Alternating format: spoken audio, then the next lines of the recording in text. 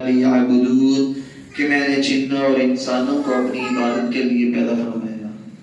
یہ اللہ رب العالمین کا ہم پر احسان ہے کہ رب العالمین نے ہمیں پیدا بھی فرمایا اور پیدا فرمانے کے بعد ہمیں پیدا فرمانے کا مقصد بھی بتلا دیا، اور ہم نے جنت کو کس طرح سے حاصل کرنا ہے وہ طریقے بھی بتلا دیے، اور ہم جہنم سے کس طرح سے بچ سکتے ہیں وہ تمام کے تمام گر طریقے ہمیں سکھلا دیے۔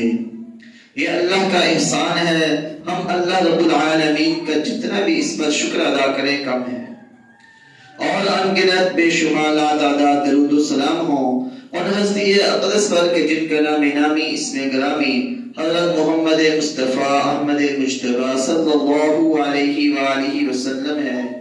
آپ صلی اللہ علیہ وسلم کو اللہ تبارک و تعالی نے ہماری رہنمائی کے لیے مبعوث فرمایا، اور آپ کی اطاعت کو، آپ کی پیروی کو اپنی محبت قرار دیا، اپنی اطاعت قرار دیا۔ چنانچہ ارشاد ہوا اطیعوا اللہ و اطیعوا الرسول ولا تبطلوا اعمالکم، کہ اللہ اور اس کے رسول کی اطاعت کرو اور اپنے اعمال برباد نہ کرو۔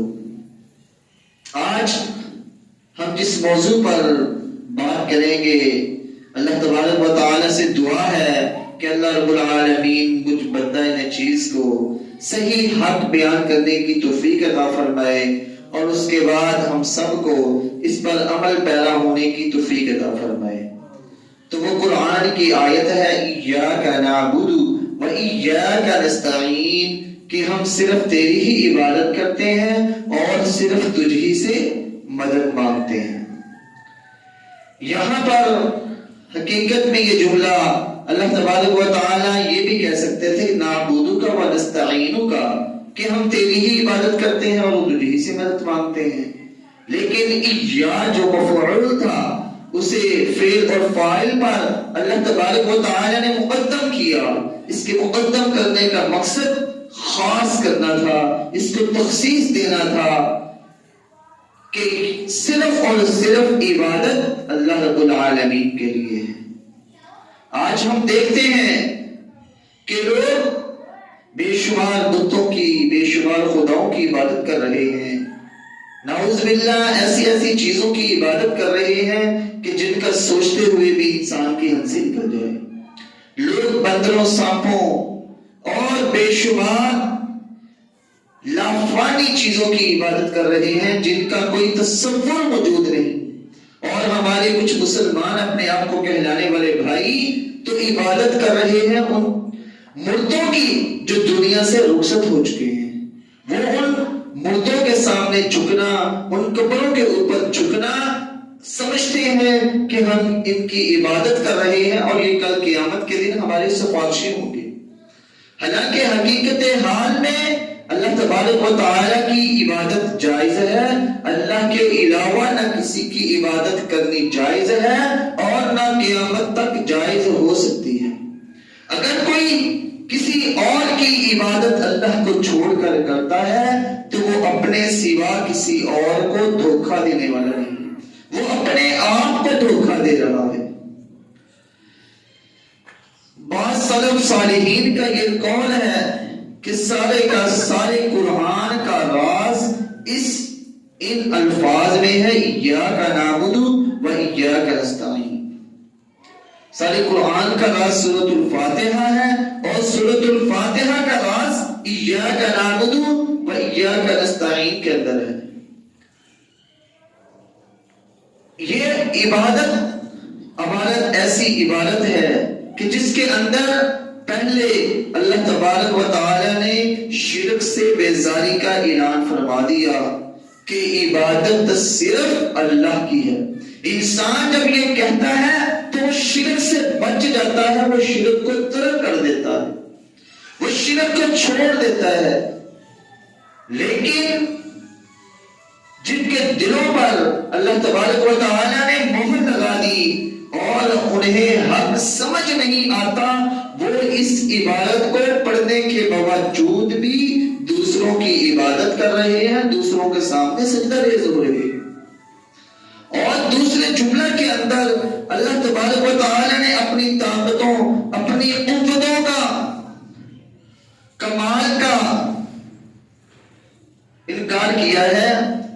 عز و جل تمام کاموں کو کرنے والا ہے اور تمام جو مدد ہے وہ اللہ رب العالمین سے ہی مانگی جا سکتی ہے. اللہ رب العالمین کے علاوہ کسی سے مدد مانگنا جائز نہیں.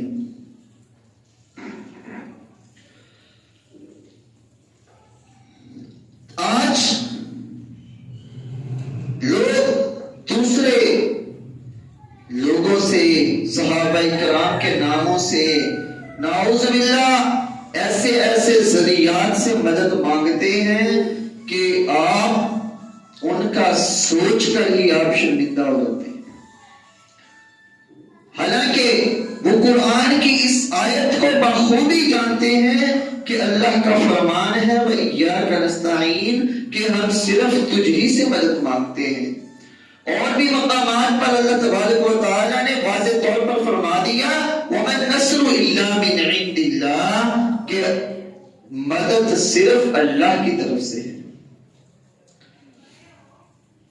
تو جب ہم اللہ کو چھوڑ دیتے ہیں، اللہ کو چھوڑ کر کسی غیر کے در پہ جاتے ہیں تو ہم اپنے آپ کو ہی ذلیل و خوار کرتے ہیں.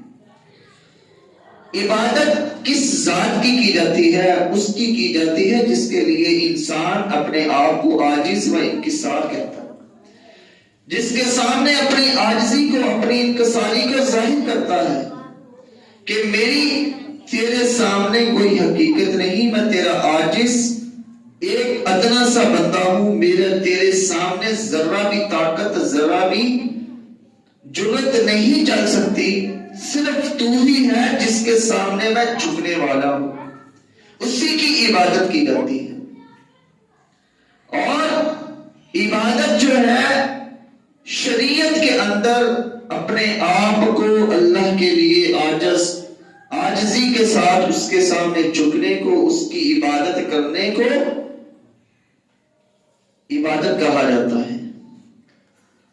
آج ہم اس دنیا کے اندر لوگوں کو عبادت کرتے ہوئے دیکھتے ہیں اور اللہ تبارک و تعالی نے ہمیں جو طریقے بتلائے ہیں ہم ان کا موازنہ کرتے ہیں. اللہ تبارک و تعالی فرماتے ہیں فَاعْبُدْهُ وَتَوَكَّلْ عَلَيْهِ کہ اسی کی عبادت کرو اور اسی پر توکل کرو. بھروسہ اگر کرنا ہے تو وہ صرف رب العالمین کا کرنا ہے، عبادت اگر کرنی ہے تو صرف اسی کی کرنی ہے.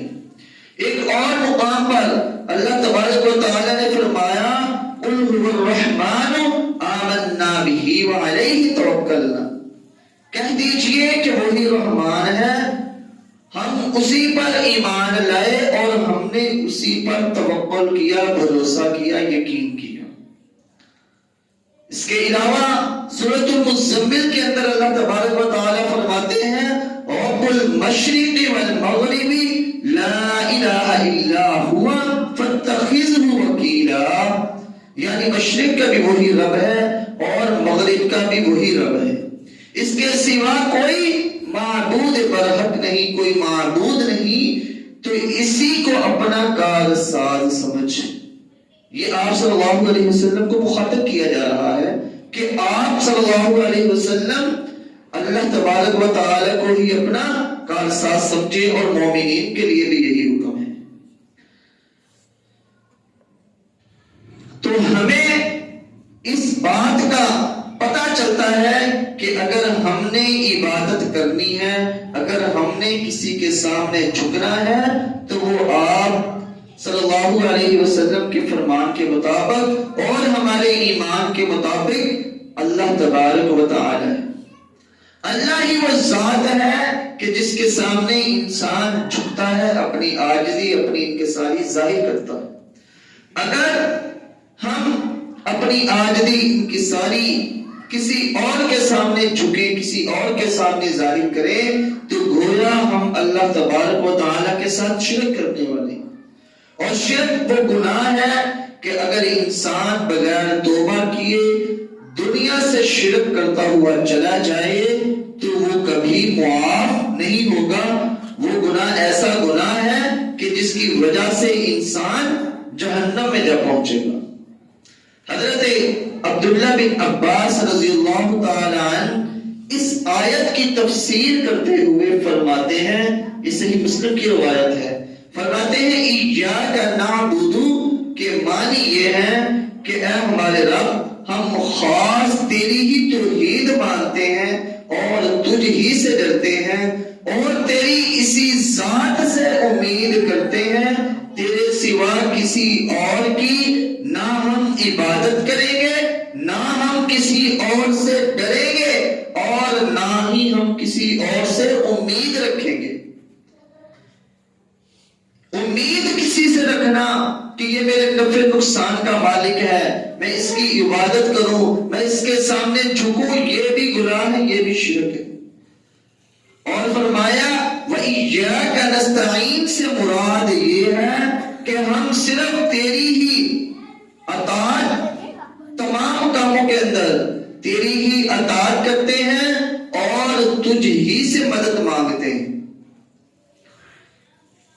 تو یہاں پر ہمیں پتہ چلتا ہے کہ اللہ رب العالمین کے لیے ہی یہ دونوں چیزیں خاص ہیں۔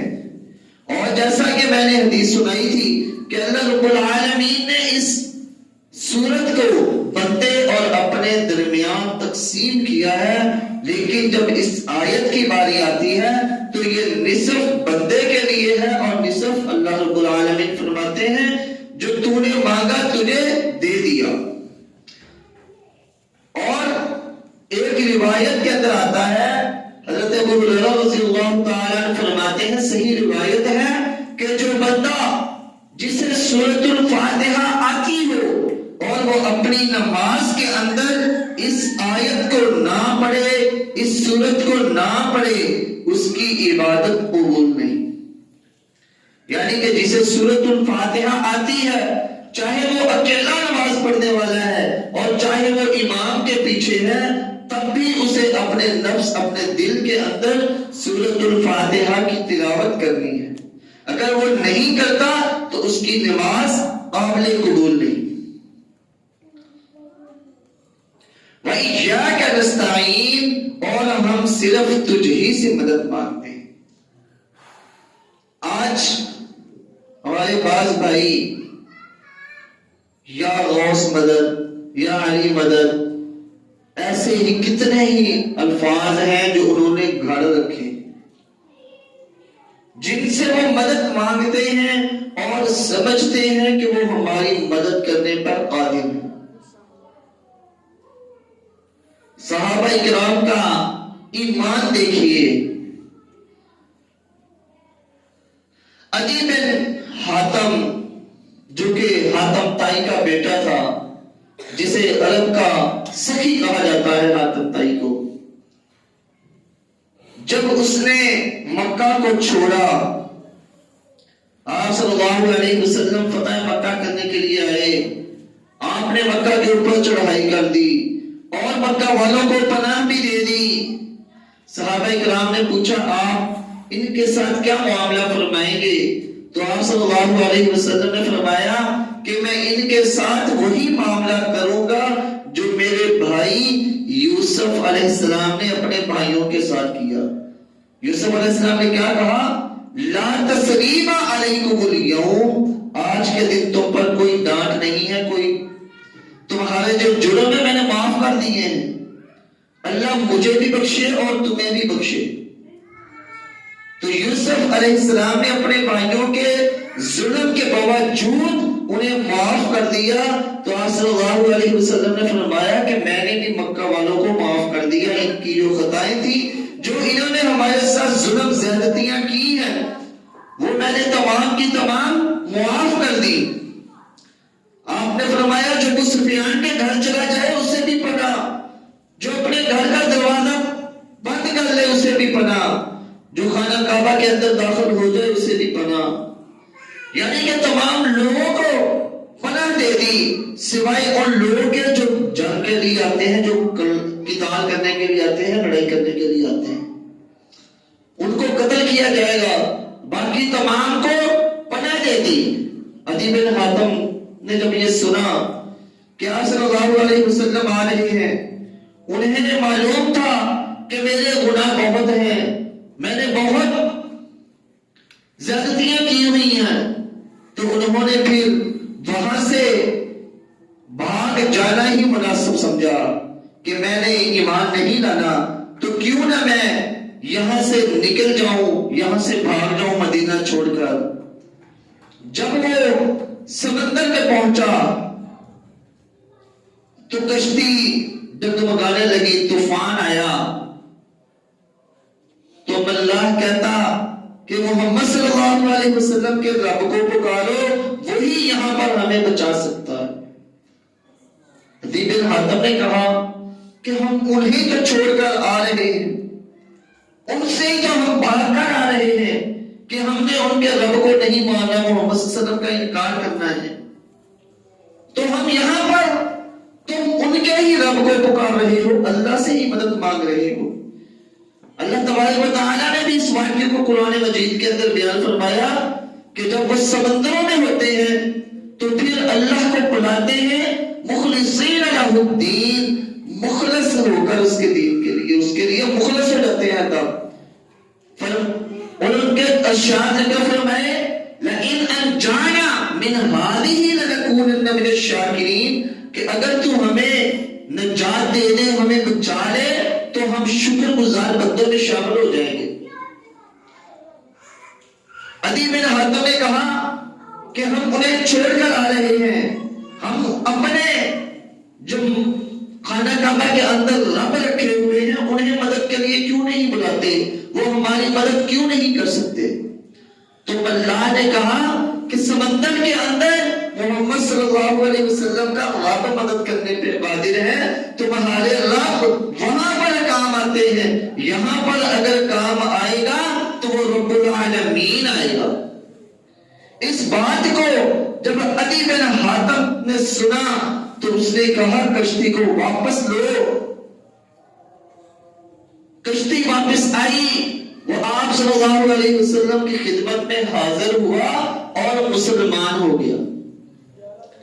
تو اللہ تبارک و تعالیٰ فرماتے ہیں کہ جب ہم انہیں نجات دے دیتے ہیں فَلَمَّا أَنْجَاهُمْ إِذَا هُمْ يَبْغُونَ فِي الْأَرْضِ بِغَيْرِ الْحَقِّ، تو وہ سرکشیاں کرنا شروع ہو جاتے ہیں جن سرکشیوں کے کرنے کا کوئی جواز بھی نہیں ہوتا۔ جب انسان پریشانی مصیبت بیماری کے اندر ہوتا ہے نا، خدا کی قسم وہ مخلص ہو کر بلاتا ہے اپنے رب کو کہ یا رب، اے الہ، اے ہمارے خالق و مالک، اے ہمارے آقا، تو ہمیں نجات دے دے، ہمیں اس بیماری سے بچا لے، اس طوفان سے بچا لے، یا جو بھی اسے پریشانی لاحق ہوتی ہے اس کے لیے کہتا ہے کہ اس سے مجھے بچا لے، اس کے بعد میں تیرا مخلص بندہ ہو جاؤں گا۔ تو جب اللہ رب العالمین اسے بچا لیتے ہیں تو وہ پھر کیا کہتا ہے؟ پھر وہ اللہ کے ساتھ سرکشیاں کرنا شروع ہو جاتا ہے، پھر وہ گناہوں کے کام شروع ہو جاتا ہے۔ پہلے بیماری میں وہ کہتا ہے میں صرف تیری ہی عبادت کروں گا، مجھے صحت مل جائے میں مسجد میں جا کے 5 وقت کی نماز پڑھوں گا، روزے رکھوں گا، صدقہ خیرات دوں گا۔ لیکن جیسے ہی اسے صحت ملتی ہے اور وہ اپنی طاقت جو اللہ نے اسے سلب کر لی ہوتی ہے واپس ملتی ہے، تو وہ پھر اچانک بغیر حق کے سرکشیاں کرنا شروع ہو جاتا ہے۔ وَإِيَّاكَ نَسْتَعِينُ، اور ہم صرف تجھ ہی سے مدد مانگتے ہیں۔ یہاں پر مدد جو ہے وہ مفوق الاسباب ہے۔ اگر ہم ماتحت الاسباب اپنے دوست احباب سے، اپنے بھائی سے، اپنی بیوی سے مدد لیتے ہیں تو وہ مدد نہیں کہ جو غیر اللہ سے لی جائے۔ دوسرے انسانوں سے مدد لینا جائز ہے، ایسا انبیاء کرام نے بھی کیا۔ عیسیٰ علیہ السلام نے فرمایا من انصاری الی اللہ، کون ہے جو اللہ کی طرف میری مدد کرے گا؟ کیا عیسیٰ علیہ السلام کا ایمان نہیں تھا کہ اللہ مدد کے لیے کافی ہے؟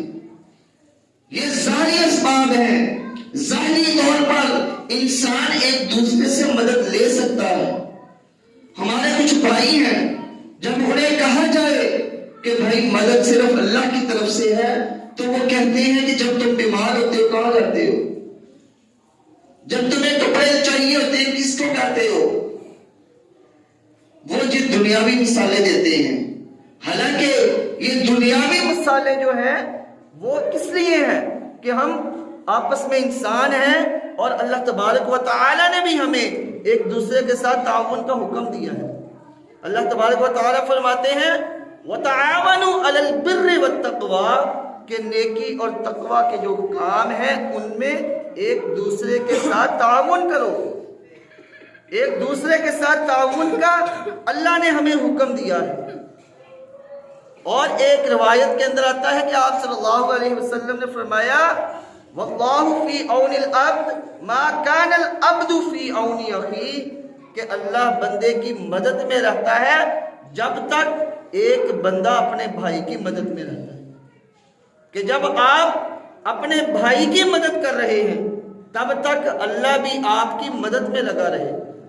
آپ اپنا مال، اپنی جان، اپنے گھر کے معاملات یا اپنی جو چیز ہے، طاقت ہے، اسے دوسرے بھائی کے لیے استعمال کرتے ہیں، اس کی مدد کرتے ہیں۔ اسے گھر میں کسی چیز کی ضرورت ہے آپ وہ مہیا کرتے ہیں، کھانے کے لیے ضرورت ہے آپ وہ مہیا کرتے ہیں، تو پھر اللہ تبارک و تعالی آپ کو وہ چیزیں خود سے مہیا کرے گا۔ یہ اللہ کے کام ہے۔ اور جن چیزوں سے قرآن روکتا ہے وہ ظاہری اسباب کے علاوہ مدد ہے۔ جیسا کہ انسان دنیا سے رخصت ہو چکا ہے، وہ دنیا سے جا چکا ہے تو وہ مدد نہیں کر سکتا، اس سے قرآن نے منع فرمایا ہے۔ اس سے ہم کہتے ہیں کہ بھائی یہ مدد کرنے پہ قادر نہیں ہے۔ اگر یہ مدد کرنے پہ قادر ہوتا تو اس کے اوپر خود موت کیسے مسلط ہو جاتی؟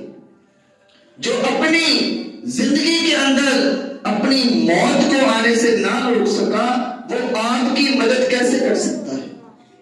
جو اس دنیا سے چلا جاتا ہے وہ آپ کی مدد کیسے کر سکتا ہے؟ ہاں، جو ظاہری اسباب ہیں، آپ کے بھائی ہیں، آپ کا ڈاکٹر ہے، وہ آپ کی مدد کرتا ہے، وہ ایک دنیاوی معاملہ ہے۔ دنیاوی معاملات کے اندر ظاہری اسباب میں ایک دوسرے سے مدد لینا جائز ہے، لیکن جہاں پر اسباب ظاہر نہ ہو، جہاں پر مدد کی توقع نہ ہو، وہ جو مدد ہوتی ہے وہ صرف اللہ کی طرف سے ہوتی ہے۔ آپ سمندر میں ہیں تو تب آپ اللہ کو پکارتے ہیں مدد کے لیے، اور جب آپ سمندر سے باہر آ جاتے ہیں تو پھر کہتے ہیں یا غوث میری مدد کر، یا علی جو میری مدد کر، یا علی میری مدد کر۔ نعوذ باللہ، حضرت علی رضی اللہ تعالیٰ عنہ کو اللہ کا شریک بنا دیا جاتا ہے۔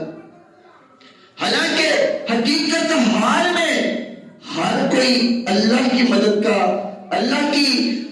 کا طلبگار ہوتا ہے، اور مدد اگر کرنے پہ قادر ہے ہر جگہ پر تو وہ اللہ تبارک و تعالی ہے۔